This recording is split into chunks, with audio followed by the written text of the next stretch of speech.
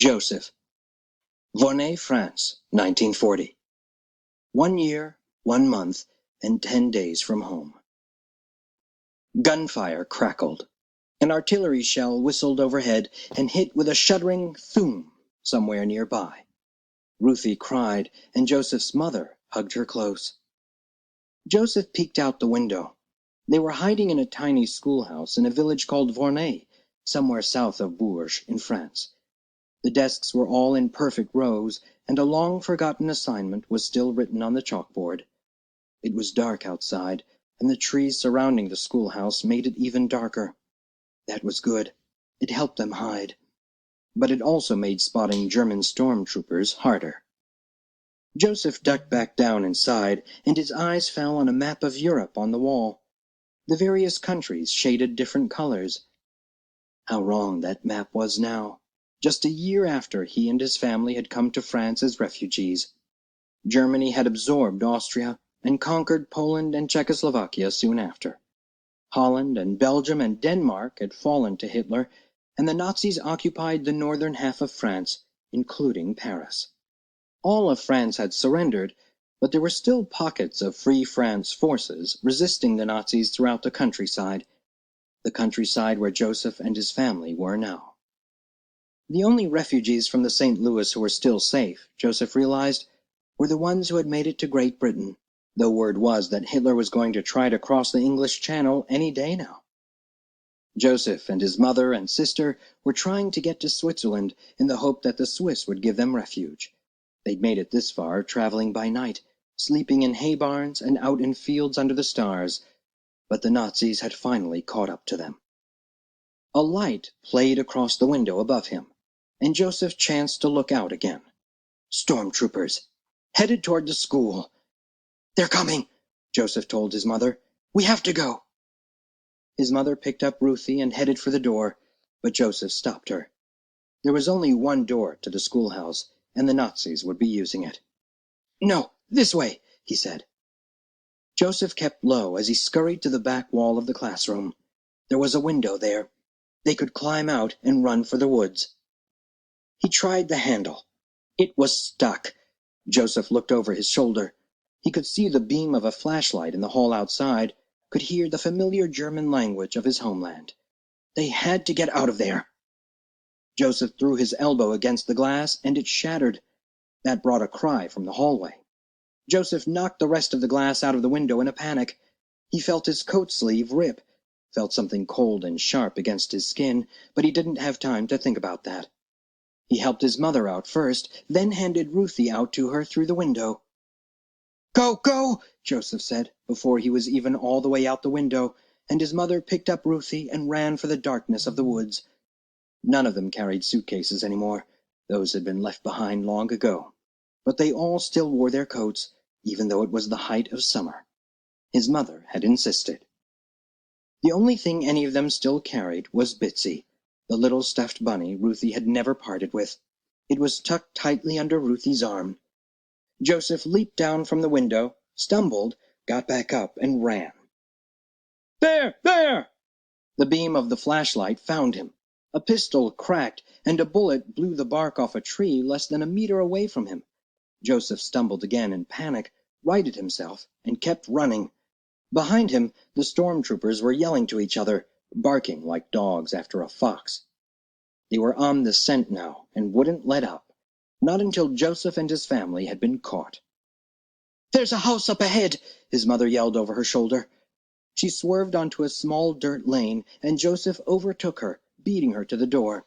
It was a little French country house, with 2 windows on either side of a double door in the middle, and a chimney on one side. Joseph caught a faint whiff of smoke from the kitchen fire, and a curtain fluttered in the window. Someone was inside. Joseph pounded on the door.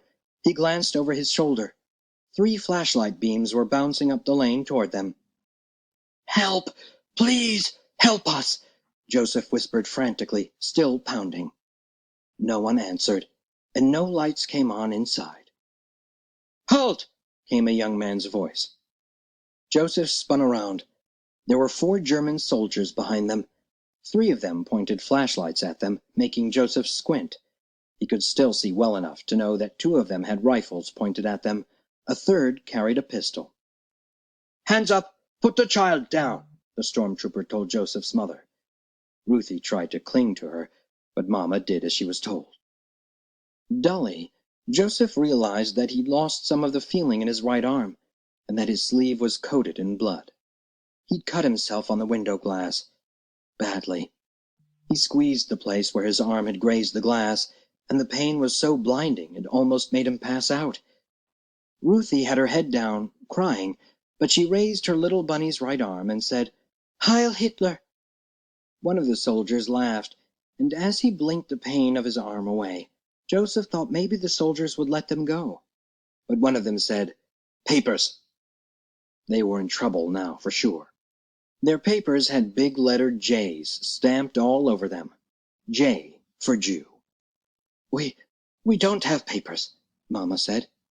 One of the soldiers gestured at her, and a stormtrooper with a rifle marched up to them and checked her coat pockets. He quickly found the papers she carried for her and Ruthie, and just as easily found Joseph's papers on him. The soldier brought them back to a man with a flashlight, and he unfolded them. "Jews," the man said, "from Berlin. You've run a long way from home." "You have no idea," thought Joseph. "We're going to Switzerland," Ruthie said. "Hush, Ruthie," Joseph hissed. "Switzerland! Is that so? Well, I'm afraid we cannot allow that," the soldier said. "You will be taken to a concentration camp, like the rest of the Jews." "Why?" thought Joseph. "Why bother hunting us down and taking us back to prison? If the Nazis want us Jews gone so badly, why don't they just let us keep going?" One of the soldiers came toward them with a gun. "No, wait!" Joseph's mother cried. "I have money. Reichsmarks, French francs." She fumbled inside her shirt where she kept their money hidden. The bills fluttered to the ground. The soldier moved the bills around with his feet and made a tisking sound. "It is not enough, I'm afraid." Joseph's heart sank. At the chance she might really be able to buy their way out, Joseph's mother became hysterical. "Wait! Wait! I have jewelry! Diamonds!" She yanked at Ruthie's coat, pulling it off over her head. "Mama, what are you doing?" Ruthie cried. Joseph's mother ripped at the seams the way his father had when he'd rent his garments for old Professor Weiler on the ship. From Ruthie's coat she pulled something that glittered in the light of the electric torches. Earrings. The diamond earrings Joseph's father had bought her for their anniversary one year. Joseph remembered Papa giving them to her, remembered the smile on Mama's face, the light in her eyes, both long gone now. Mama had sewn her earrings into the lining of Ruthie's coat. That was why she had never let Ruthie take it off. The soldier took the earrings from Joseph's mother and examined them in the light. Joseph held his breath. Maybe they would let his mother buy their way out of this after all. "Everything I was able to keep," his mother said. "It's all yours. Just please, let us go." "These are very nice," the soldier said, "but I think there is only enough here to buy freedom for one of your children." But that's all I have left," Mama said. The soldier looked at her expectantly. At first Joseph didn't understand what he wanted. They didn't have anything else to give him. But then the Nazi pulled Joseph and Ruthie to him and turned them around for Mama to see, and that's when Joseph understood. The Nazi didn't care how much money they had, how many jewels. It wasn't about that. He was playing with them. This was another game, like a cat playing with a mouse before he ate it. "I think there is only enough here to buy freedom for one of your children." One of Rachel Landau's children would go free, and one of her children would go into the camps. The Nazi soldier smiled at Joseph's mother. "You choose."